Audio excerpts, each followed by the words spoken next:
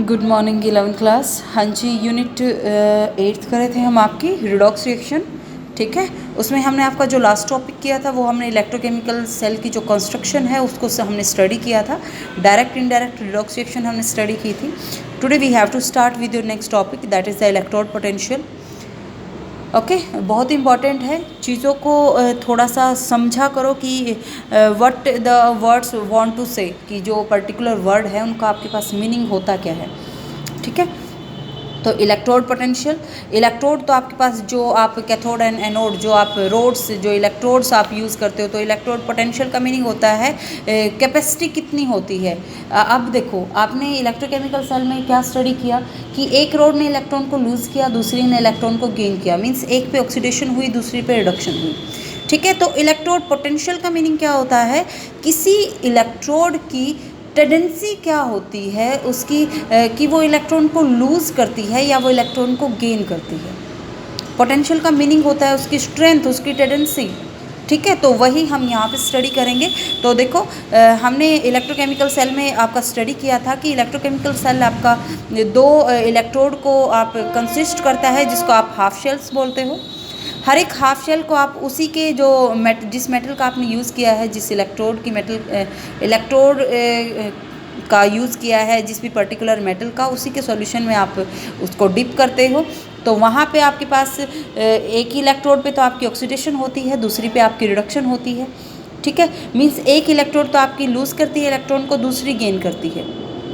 ठीक है, तो ये उनकी जो पर्टिकुलर टेंडेंसी होती है इलेक्ट्रोड की टू लूज और गेन इलेक्ट्रॉन, इसी को आप इलेक्ट्रोड पोटेंशियल बोलते हैं। ठीक है, अब हर एक इलेक्ट्रोड को आप एक हाफ शेल से रिप्रेजेंट करते हो, तो इलेक्ट्रोड पोटेंशियल को आप क्या बोल दोगे, उसको पोटेंशियल फॉर हाफ शेल आप बोल दोगे। ठीक है, अब जो इलेक्ट्रोड पोटेंशियल है वो डिपेंड किस पे की, अब वो डिपेंड आपकी करती है कि जो इलेक्ट्रोड आपने ली है वो किस मेटल की आप यूज़ कर रहे हो। सबसे पहली बात, कंसंट्रेशन क्या है आयंस की, मीन्स सॉल्यूशन आपने जो जिस सॉल्यूशन में आपने डिप किया है उस सॉल्यूशन में कंसंट्रेशन आयंस की क्या है, और आपने टेम्परेचर कितना रखा है। ठीक है, तो यदि आप टेम्परेचर को रखते हो यूनिट, कंसंट्रेशन को आप रखते हो यूनिट, एटमॉस्फेरिक प्रेशर आपने 1 एटमॉस्फेरिक लिया है, 1 एटमॉस्फेरिक प्रेशर, टेम्परेचर आपने 298 रूम टेम्परेचर पे आप स्टडी कर रहे हो, तो इलेक्ट्रोड पोटेंशियल, अब सारी की चीज़ें आपने स्टैंडर्ड ले ली हैं, तो इलेक्ट्रोड पोटेंशियल को आप क्या बोल दोगे, स्टैंडर्ड इलेक्ट्रोड पोटेंशियल।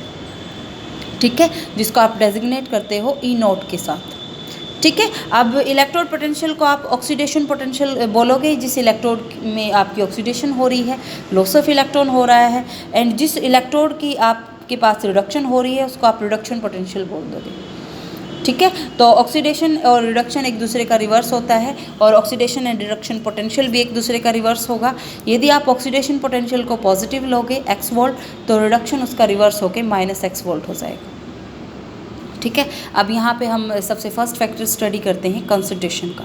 ठीक है, फिर हम टेम्परेचर को स्टडी करेंगे। देखो, आपने क्या किया, आपने जिंक रॉड ली, उसको डिप कर दिया उसी के जो आयंस है उसके सॉल्यूशन में। दो अपोजिट टेंडेंसी होती है। अब देखो, जिंक की रोड को आपने जिंक सल्फेट में रखा है लाइक, तो दो पॉसिबिलिटी है, या तो क्या होगा, जिंक रोड से आपके आयंस जनरेट होंगे, जिंक 2 पॉजिटिव और इलेक्ट्रॉन लूज होगा, या तो ये रिएक्शन होगी कि जो रोड है वो आपके इलेक्ट्रॉन को लूज़ करके आयन जनरेट करे, या क्या होगा कि आपके पास जो जिंक जो 2 पॉजिटिव आपके आयंस प्रेजेंट थे सॉल्यूशन में, वो इलेक्ट्रॉन को गेन करके आपके रोड के ऊपर डिपॉजिट हो जाएंगे। दो ही कंडीशन हो सकती है, या तो रोड के ऊपर डिपॉजिट हो, या रोड आपकी धीरे धीरे डिजोल्व होना शुरू हो दे, तो ये दो कंडीशन है।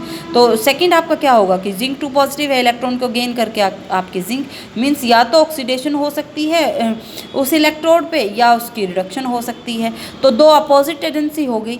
ये अपोजिट टेंडेंसी जब तक चलती रहेंगी जब तक दोनों के बीच में इक्विलिब्रियम सेटअप नहीं हो जाता।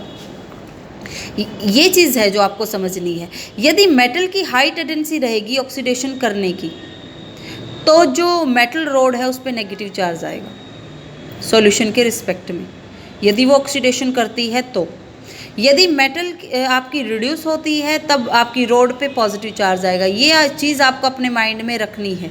तो यहाँ से क्या होगा, जब चार्ज जनरेट हो जाएंगे सॉल्यूशन एंड रोड के बीच में, तो एक पोटेंशियल डिफरेंस सेटअप हो जाएगा। इस पोटेंशियल डिफरेंस को आप बोल दोगे इलेक्ट्रोड पोटेंशियल। ठीक है। जो आपका डिपेंड करता है वही same cheese nature of metal के ऊपर, आयंस के ऊपर, कंसंट्रेशन आयन की सॉल्यूशन में कितनी है और टेम्परेचर के ऊपर। ये मैं बता चुकी हूँ। स्टैंडर्ड इलेक्ट्रोड पोटेंशियल, यदि आप सारी चीज़ें स्टैंडर्ड लेते हो, ई नोट से आप डेजिग्नेट करते हो, तो उसको आप बोल देते हो स्टैंडर्ड इलेक्ट्रोड पोटेंशियल। ठीक है। अब आप मेजरमेंट कैसे करते हो स्टैंडर्ड इलेक्ट्रोड पोटेंशियल की। अब देखो बेटा, ये चीज़ बहुत इंपॉर्टेंट है। 12th में ये सारा कंसेप्ट एज इट इज़ आएगा। अब मैंने आपको बताया है कि जब आपके पास आप यदि आपको कोई ये बोले कि सिंगल इलेक्ट्रोड की आप पोटेंशियल वैल्यू निकाल के दिखाओ, तो वो पॉसिबल नहीं होता।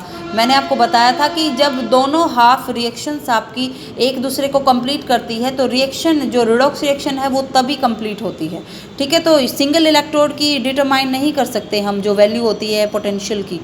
ठीक है। उसके रीज़न क्या होते हैं? सबसे पहली बात, हाफ शेल रिएक्शन आपकी अकेली नहीं होती, ये होता है। रिलेटिव टेंडेंसी होती है इलेक्ट्रॉन को लूज एंड गेन करने की। मीन्स जब आप एक को दूसरे से कनेक्ट करोगे तभी वहाँ पे इलेक्ट्रॉन का गेन और लूज होगा। ठीक है। और इस पर्पज़ के लिए हम क्या करेंगे, एक मेटल कंडक्टर को आपको पुट करना पड़ेगा सॉल्यूशन में। जो क्या करेगा, जैसे आप मेटल कंडक्टर को पुट करोगे तो वो तो अपना ही सेटअप बना लेगा सॉल्यूशन के अंदर। ठीक है। अब इस डिफ़िकल्टी को ओवरकम करने के लिए हम किसी स्टैंडर्ड वैल्यू का हम यूज़ करते हैं। स्टैंडर्ड चीज़ क्या होती है? जिससे हम दूसरों को कंपेयर करते हैं, जो वैल्यू फिक्स रहती है। ठीक है। तो ऐसे ही हम पोटेंशियल जो है पोटेंशियल वैल्यू का फाइंड आउट करने के लिए हमें फिर ऐसी कोई मेज़रमेंट का यूज़ करना पड़ेगा जो आपकी फ़िक्स रहे। तो इसीलिए आप पोटेंशियल डिफरेंस की बात करोगे तो उसको आप बोल देते हो स्टैंडर्ड हाइड्रोजन इलेक्ट्रोड। ठीक है। या you can say reference electrode, जिससे आप दूसरों को कंपेयर करोगे। स्टैंडर्ड हाइड्रोजन इलेक्ट्रोड SHE या नॉर्मल हाइड्रोजन इलेक्ट्रोड। ठीक है। जिसकी वैल्यू आपके पास आप 0 रखोगे, इसका पोटेंशियल डिफरेंस। इससे कंपेयर करके आप फिर किसी भी इलेक्ट्रोड का की जो पोटेंशियल वैल्यू है वो आप फाइंड आउट कर सकते हो। ठीक है। तो अब ये होती क्या है स्टैंडर्ड हाइड्रोजन इलेक्ट्रोड, इसको आप देखो। आपके पास क्या होता है, ये आपके पास अपरेटस होता है स्टैंडर्ड हाइड्रोजन इलेक्ट्रोड का। इसमें आपके पास एक प्लेटिनाइज्ड प्लेटिनम की आप इलेक्ट्रोड का यूज़ करते हो, जिसको आपने ब्लैक प्लेटिनम से आपने कोटेड किया हुआ है। ठीक है। अब आपने क्या करना है, इस जो इलेक्ट्रोड है इसको आपने पुट करना है सॉल्यूशन में। 1 मोलर सॉल्यूशन आपने HCl का लिया है। ठीक है। 298 केल्विन पे। अब क्या होगा, यहाँ पे जो रिएक्शन है वो आपकी इस जहाँ पे आपने कोटिंग की है ब्लैक प्लेटिनम से, वहीं पे आपकी रिएक्शन होगी। ठीक है। तो इस चीज़ को आपने याद रखना है। फिर आप क्या करोगे कि यहाँ से आपने जो प्लेटिनम वायर है उसके थ्रू आपने जो पाइप यहाँ पे यूज़ की हुई है, हाइड्रोजन गैस को आपने वहाँ से पास करना है। ठीक है। अब देखो, वहाँ से जैसे ही आप हाइड्रोजन गैस को पास करते हो तो बबल्ड जैसे होती है hydrogen gas through the HCl solution, तो आपके पास एक इक्विलिब्रियम सेट हो जाता है हाइड्रोजन गैस के बीच में और जो HCl में आपके H पॉजिटिव आयन है उनके बीच में। ठीक है। अब हम ऐसा ज्यूम करते हैं कि जब आपकी इलेक्ट्रोड एनोड की तरह बिहेव करेगी। अब एनोड पे क्या होती है ऑक्सीडेशन, तो वहाँ पे क्या होगा, हाइड्रोजन आपकी H पॉजिटिव इलेक्ट्रॉन लूज़ करके H पॉजिटिव बना देगी। ठीक है। यदि आपकी इलेक्ट्रोड कैथोड की तरह यूज़ होगी तब वहाँ पे कैथोड पे क्या होती है रिडक्शन, तो H पॉजिटिव इलेक्ट्रॉन का गेन करके आपके पास हाइड्रोजन गैस की फॉर्मेशन कर देंगे। ठीक है। तो मीन्स जो दोनों रिएक्शन है वो एक दूसरे के रिवर्सिबल होती है।